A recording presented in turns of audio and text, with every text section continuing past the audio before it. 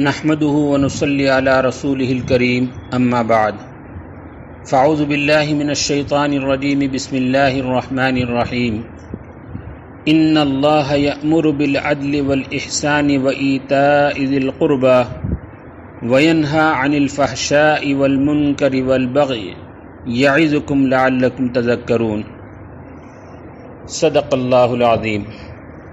میرے محترم بزرگوں، عزیز دوستوں اور بھائیوں، یہ سورہ نحل کی ایک آیت ہے، اس کا ترجمہ ہے یقیناً اللہ تعالیٰ تم کو حکم دیتا ہے عدل و احسان کا اور قرابت داری پر خرچ کرنے کا، اور تم کو روکتا ہے بے حیائی سے، برائی سے اور ظلم سے۔ اللہ تعالیٰ تم کو نصیحت کرتا ہے تاکہ تم نصیحت کو قبول کرو۔ میرے محترم دوستوں اور بزرگوں، خطیب حضرات جمعے کے خطبے میں آخر میں یہ آیت تلاوت کرتے ہیں۔ سلف صالحین سے یہ دستور چلا آیا ہے، عوام کو سنتے سنتے یہ آیت یاد ہو جاتی ہے۔ جمعہ ہو یا عیدین، اتنے بڑے مجمع میں اس آیت کو سنانے کی وجہ کیا ہے؟ حضرت عبداللہ ابن مسعود رضی اللہ تعالیٰ عنہ فرماتے ہیں، یہ آیت قرآن کریم کی جامع ترین آیت ہے۔ اس آیت کے اندر تمام اخلاق فاضلہ کو اور تمام اخلاق رذیلہ کو اس طریقے سے جمع کر دیا گیا گویا دریا کو کوزے میں سمو دیا گیا ہو۔ تو اس آیت کو سن کر لوگوں کے اندر ان اخلاق رذیلہ سے بچنے اور ان اخلاق حمیدہ، اخلاق فاضلہ کو اپنانے کا جذبہ پیدا ہو جائے۔ مفسرین اس آیت کے تحت دو واقعے کو ذکر کرتے ہیں۔ اکثر تفسیر کی کتابوں کے اندر یہ دو واقعات اس آیت کے ضمن میں درج کیے گئے ہیں۔ پہلا واقعہ، حضرت عثمان ابن مظعون رضی اللہ تعالیٰ عنہ جب ایمان لے آئے، خود ان کا بیان ہے کہ میرے دل کے اندر ایمان نہیں اترا تھا۔ لوگوں کے کہنے کی وجہ سے شرما شرمی میں نے تو ایمان قبول کر لیا، لیکن دل کے اندر ایمان کی حقیقت ابھی نہیں رچی تھی، نہیں بسی تھی۔ ایک مرتبہ میں حضور صلی اللہ علیہ وسلم کی خدمت میں حاضر تھا کہ آپ علیہ السلام پر وحی کے نازل ہونے کے آثار ظاہر ہوئے۔ تو اس کے بعد آپ علیہ السلام نے یہ آیت کریمہ پڑھ کر سنایا کہ ابھی یہ آیت وحی کے طور پر اللہ کی جانب سے نازل ہوئی ہے، ان اللہ یأمرکم بالعدل الی آخرہ۔ فرماتے حضرت عثمان کہ اس آیت کو سننا تھا کہ میرے دل کے اندر یہ حقیقت جم گئی کہ ہو نہ ہو یہ آیت اور یہ قرآن کریم انسان کا نہیں بلکہ اللہ کا، خالق و مالک کا کلام ہے۔ اتنے اخلاق عظیمہ کو اس آیت کریمہ کے اندر جمع دیا گیا ہے، اور اتنے بڑے اخلاق رذیلہ سے بچنے کا اس آیت کریمہ کے اندر حکم ہے۔ یہ کوئی انسان کا کلام نہیں ہو سکتا۔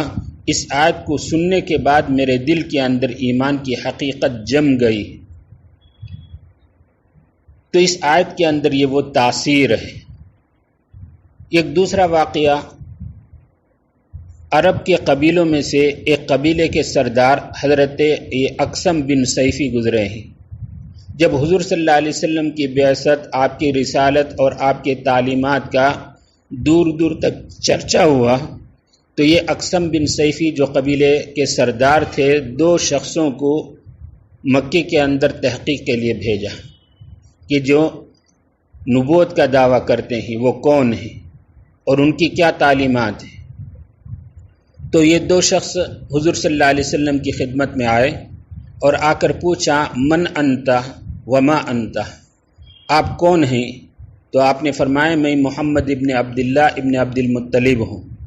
آپ نے اپنا خاندان، اپنا نسب کو ذکر کیا، اور جہاں تک میری ذات کا تعلق ہے، انا محمد الرسول اللہ، میں اللہ کا رسول ہوں اور میرے اوپر وحی نازل ہوتی ہے۔ تو اس کے بعد حضور صلی اللہ علیہ وسلم نے یہ آیت کریمہ پڑھ کر انہیں سنایا، ان اللہ یأمر بالعدل والإحسان وإیتاء ذی القربى الی آخرہ۔ تو یہ دو قاصد سن کر پھر کہنے لگے، دوبارہ اس آیت کو پڑھو۔ پھر دوبارہ پڑھا، پھر تیسری مرتبہ پڑھنے کے لیے کہا تو آپ علیہ الصلوۃ والسلام نے پھر تیسری مرتبہ پڑھا۔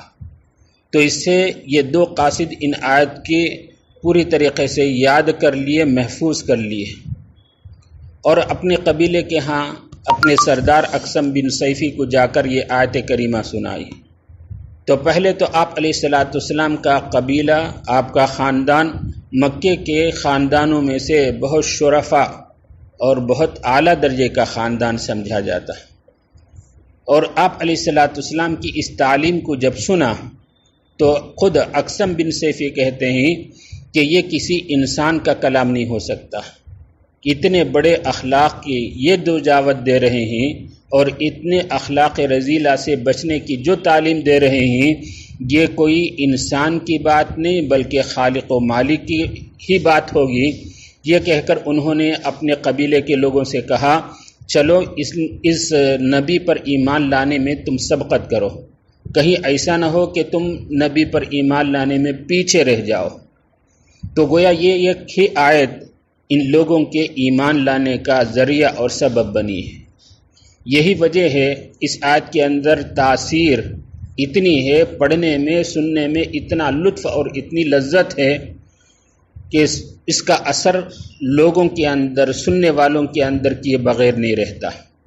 اس لیے خطبہ کا جمعے کے اندر آخر میں یہ آیت کو پڑھنے کا رواج ہے، دستور ہے۔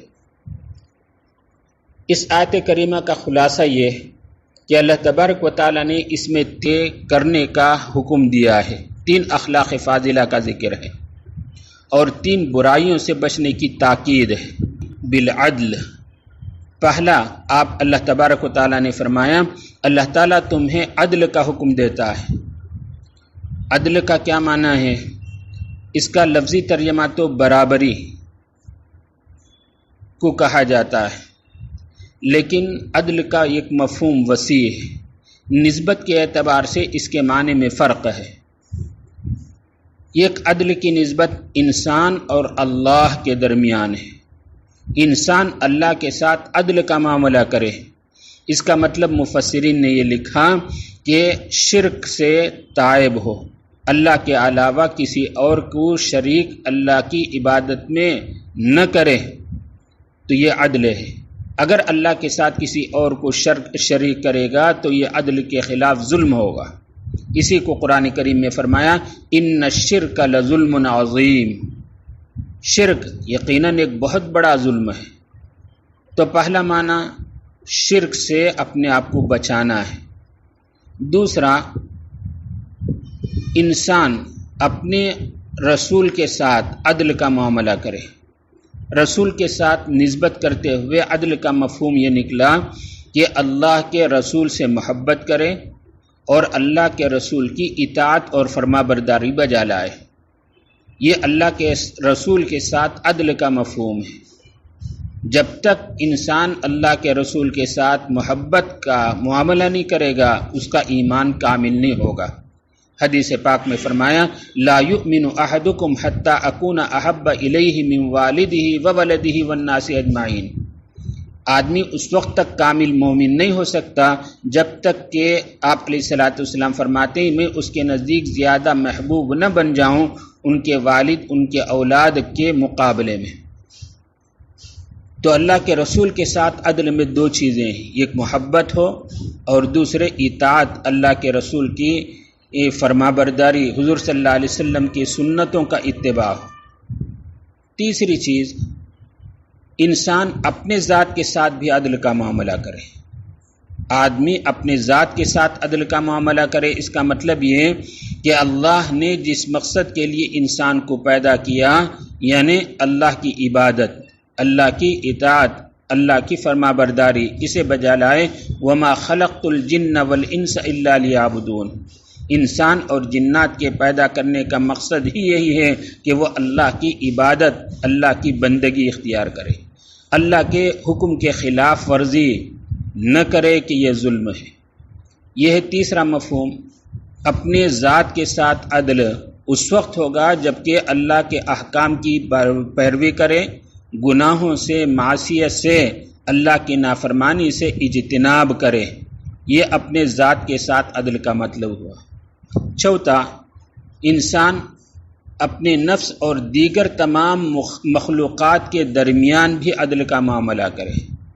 دیگر تمام مخلوقات کے ساتھ عدل کا مفہوم یہ ہے کہ دوسرے کے ساتھ خیر خواہی کا، ہمدردی کا معاملہ کرے، کسی بھی انسان کو ایذا اور تکلیف نہ دیں۔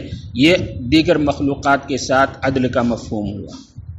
ایک پانچواں عدل کا مفہوم عام طور پر یہ سمجھا جاتا، دو فریق، دو مدعا علیہ کے درمیان عدل کا معاملہ کرے، انصاف کے ساتھ فیصلہ کرے۔ اگر دو فریق تمہارے پاس آئے ہوں تو کسی ایک فریق کے ساتھ میلان نہ ہو، ہر ایک کو اس کا حق ادا کرے۔ یہ انصاف اور عدل کا معاملہ ہے۔ بہرحال پہلا حکم تو اللہ تبارک و تعالیٰ نے عدل کا دیا ہے، دوسرا احسان کا حکم دیا ہے۔ احسان اچھائی کے معاملے کو کہا جاتا ہے، ہر ایک کے ساتھ اچھائی کا، بھلائی کا معاملہ کرے۔ احسان کی ایک تعریف اس سے پہلے آپ نے سنی، حضرت جبرائیل علیہ السلام نے حضور صلی اللہ علیہ وسلم سے پوچھا مل احسان، تو آپ علیہ السلام نے جواب میں فرمایا ان تعبد اللہ کأنک تراہ فإن لم تکن تراہ فإنہ یراک۔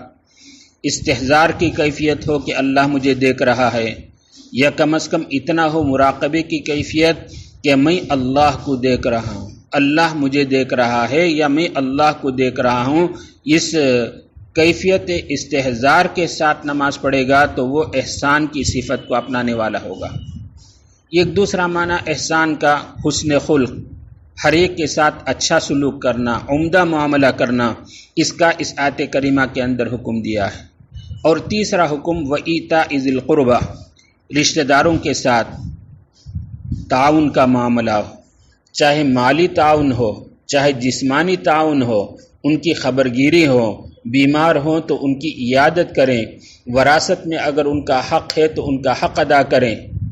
یہ رشتہ داروں کو خرچ کرنے میں حدیث کے اندر دوہرا ثواب کا ذکر کیا گیا ہے، وعدہ کیا گیا ہے۔ تو یہ تیسرا مفہوم ہے، تیسری صفت بیان کی گئی، عدل اور احسان کے ساتھ رشتہ داروں کے ساتھ خیر خواہی کا، مالی جسمانی تعاون کا معاملہ کرے۔ یہ تین کام تو کرنے کے ہیں، ان کے علاوہ تین کاموں سے منع کیا گیا ہے۔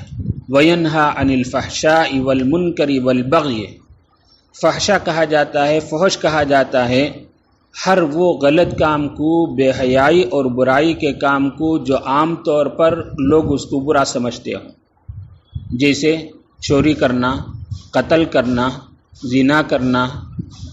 یہ سب وہ برائی ہیں جو اسلام سے پہلے بھی لوگ ان کو برا سمجھتے ہیں، عام معاشرے کے اندر اسے برا سمجھا جاتا ہے، اس سے بھی بچنے کا حکم ہے۔ اور دوسرا منکر سے مراد وہ منہیات اور وہ روکی گئی چیزیں جو شریعت کے آنے کے بعد اس سے روک دیا گیا، لوگوں کو وہ کام کرنے سے منع کیا گیا، جیسے سودی معاملہ ہے۔ پہلے سے لوگ اسے حرام نہیں سمجھتے تھے، شریعت میں اس کی حرمت کا حکم آیا۔ بغیر اللہ کے نام لیے ہوئے ذبح کرنا، میتہ، مردہ، اس کا کھانا حرام ہے، تو شریعت کے نازل ہونے کے بعد اس کا حرام ہونا معلوم ہوا۔ تو ہر وہ چیز جو شریعت کے آنے کے بعد لوگوں کو اس کا حرام ہونا، ناجائز ہونا، منکر ہونا معلوم ہوا، اس کو منکرات کہا جاتا ہے، اس سے بھی بچنے کا حکم ہے۔ اور تیسری اور آخر چیز ہے والبغی، بغی کہا جاتا ہے ظلم کو، کسی کو ستانا، مارنا، کسی کا مال چھیننا، کسی کو قتل کرنا، کسی کا حق نہ دینا۔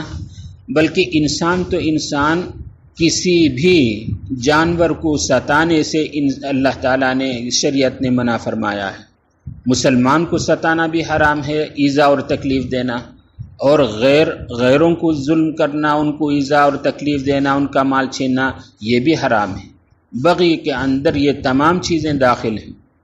تو بہرحال اس آیت کریمہ کا خلاصہ یہ ہے کہ اللہ تبارک و تعالیٰ نے ہمیں اور آپ کو اور سارے امت مسلمہ کو تین چیزوں کے اپنانے کا حکم دیا، عدل کا، احسان کا، اور ذوی القربہ رشتہ داروں کے ساتھ حسن سلوک کا اور ان پر خرچ کرنے کا، اور تین چیزوں سے منع کرنے کا حکم دیا، برائیوں سے، ہر قسم کی برائی، اور شریعت کے اندر جو چیزیں بری اور حرام قرار دی گئی اس سے بھی بچنے کا حکم دیا، اور ہر قسم کے ظلم و زیادتی سے بچنے کا بھی شریعت نے حکم دیا۔ اللہ تبارک و تعالی ہمیں اس آیت کریمہ کے موافق عمل کرنے کی توفیق ارزانی سے نوازے، تمام نیک کاموں کو اپنانے اور تمام منکرات، فحش اور ظلم وغیرہ منکرات سے بچنے کی اللہ تعالی ہمیں توفیق ارزانی سے نوازے۔ آمین۔ وآخر دعوانا ان الحمد للہ رب العالمین۔